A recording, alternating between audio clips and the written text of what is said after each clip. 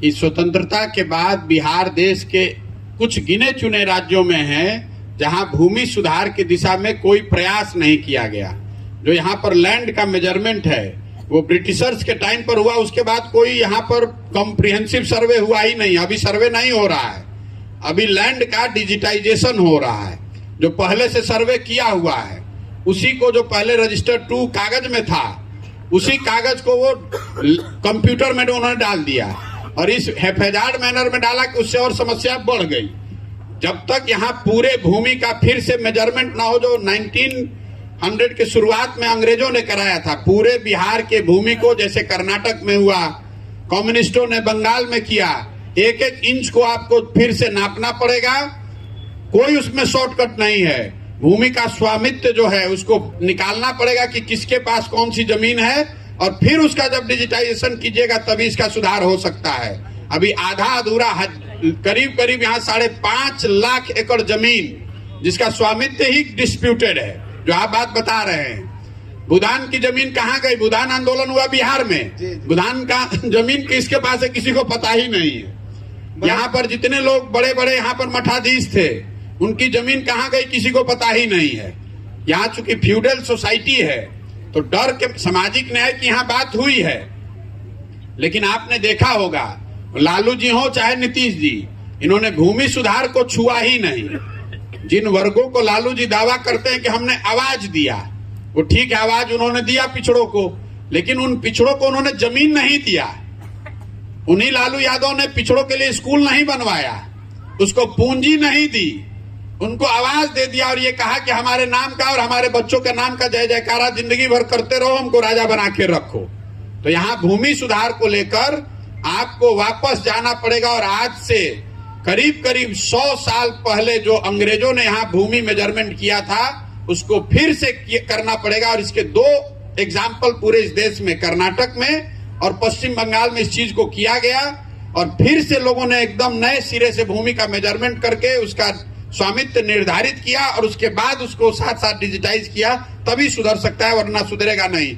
अभी बिहार में जो भूमि से की व्यवस्था है वो न सरकार चला रही है, न सीओ चला रहा है, न कर्मचारी चला रहा है, उसको अटॉर्नी चला रहे हैं जो गांव के दलाल हैं। आपको भी मालूम है? जी बिल्कुल बिल्कुल। हम सर जॉब में रह चुके हैं, इसलिए मेरा ये सवाल मेरा हर प्रखंड में मुझे सीओ लोग से मुलाकात होती है, बात होती है।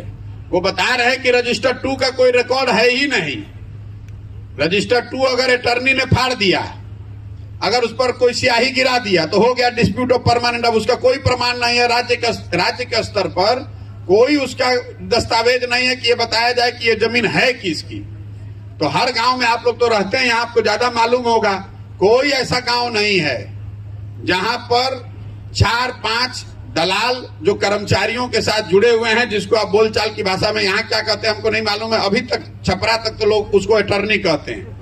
वही तय करता है कि जमीन किसके पास है नहीं है।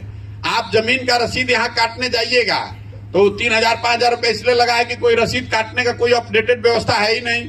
हमारे दादाजी के नाम की मृत्यु हो गई 30 साल पहले, आज तक उन्हीं के नाम पर रसीद कट रहा है, कोई पूछने ही वाला नहीं है। तो अगर आज अब उसको सुधारने जाइएगा तो दादाजी के बाद अब इतने परिवार में 25 ब्रांच हो गए, जिसकी लाठी उसकी भैंस, जो गांव में है पैसा दिया अपने नाम पर रसीद कटवा लिया। तो इसीलिए ये दिक्कत हो रही है। और जो सरकार ने डिजिटाइजेशन शुरू किया है वो डेटा एंट्री ऑपरेटर्स को दे दिया, उनकी ना कोई प्रशिक्षण ना उनकी कोई जानकारी, जितना एंट्री कीजिएगा उतना पैसा आपको मिलेगा। तो हड़बड़ी में आपका जमीन हमारे नाम पर चढ़ा दिया, हमारा जमीन इनके नाम पर चढ़ा दिया। अब आप जाइए वहां पर और DCLR के ऑफिस में, सीओ के ऑफिस में 10,000, 15,000, 20,000, 50,000 रुपए दीजिए उसको सुधारने के लिए। यहाँ पर मूल बात आपका आंसर ये है कि जमीन का फिर से पूरा मेजरमेंट पूरे बिहार का होना चाहिए, जो अंग्रेजों के जमाना में हुआ था। जब तक वो नहीं किया जाएगा और भूमि का स्वामित्व तय नहीं किया जाएगा तब तक इसको सुधारा नहीं जा सकता है। सबसे ज्यादा जमीन तो सरकार के पास है। सरकारी गर्मजरुआ जो है, आप किसी जिला में निकाल के देख लीजिए, हजारों एकड़ जमीन। हम पश्चिम चंपारण का आपको एक उदाहरण दे देते हैं। 1,20,000 लोगों को पश्चिम चंपारण एक जिले में भूमि का पट्टा पिछले 30 साल में दिया गया है, अलग अलग सरकारों के द्वारा। उसमें किसी को जमीन नहीं मिला है। लोग आज तक आंदोलन कर रहे हैं। जो सरकार आई पट्टा बांट दिया, जो नेता आया 10-50-100 आदमी को पट्टा बांट दिया, ना जमीन मिला, ना जिसका जमीन था वो भी डर के मारे भाग गया, और जिसको दिया गया उसका कब्जा ही नहीं हुआ। तो पूरी भूमि सुधार को जब तक यहाँ नहीं लागू किया जाएगा, तो आप ठीक कह रहे हैं, वो डिस्प्यूट का और बिहार के पिछड़ापन का एक बड़ा कारण है जमीन के दिशा, भूमि सुधार की दिशा में काम का न होना।